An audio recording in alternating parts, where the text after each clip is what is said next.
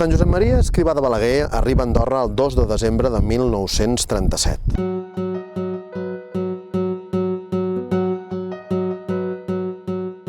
El passi que tenia, el salconduit que tenia per estar a Andorra, era un salconduit com a refugiat polític que només era per 24 hores. Però la nevada que va caure llavors en un clima d'alta muntanya com el nostre, quan comença a nevar, neva generosament. Quan comença a ploure, plou generosament. I va estar ni més ni menys que 9 dies i 8 nits. Sant Josep Maria entrava pel Mas de Lins, 2 hores i mitja pel mig de la muntanya fins a arribar a Sant Julià de Lòria, que curiosament allà va tenir una visió molt especial. Va poder veure la primera església no profanada des del 1936. Mossèn Jaume Argelagós li va permetre visitar-la, van fer una visita al Santíssim. A l'Hotel Palacín, que més tard es va dir després Hotel Grandalla i actualment encara està obert i es diu Hotel Siracusa, tal com el va conèixer Sant Josep Maria l'any 37, va estar des de la nit del dia 2 de desembre fins al matí del dia 10 de desembre, és a dir, 9 dies i 8 nits.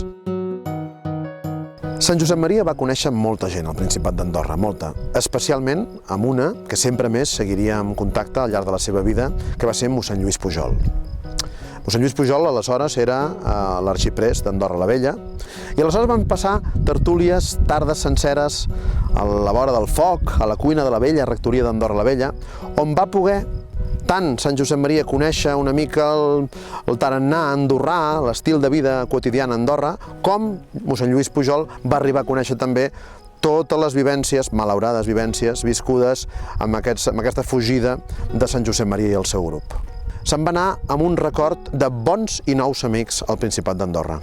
Curiosament, de l'estada que va fer Sant Josep Maria i el seu grup al nostre país, al nostre Principat, al Principat d'Andorra, en queda una única fotografia, que és una curiosa fotografia que va fer en Valentí Claverol, un fotògraf del nostre país, i que curiosament havia de servir per retallar després les cares i fer les fotografies de carnet, que diríem ara, no?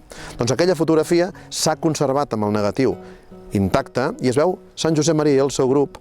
L'Andorra de 1937, tal com la veiem a les fotografies d'en Valentí Claverol, és l'Andorra que va conèixer Sant Josep Maria al seu pas pel nostre país. El Principat d'Andorra és un país on secularment ha regnat la pau. No han hagut mai guerres, no han hagut mai governs totalitaris i Andorra ha ofert sempre això, una terra d'acollida sense cap mena de discriminació, ni per raça, ni per ideologia política, ni per religió. Sant Josep Maria a Andorra va poder refer-se físicament, podent dormir en un llit, podent menjar 3 cops al dia, però també el més important és que va trobar pau. Pau per poder dir missa amb llibertat i per poder sentir-se lliure, que és el més important que pot sentir una persona en temps de guerra.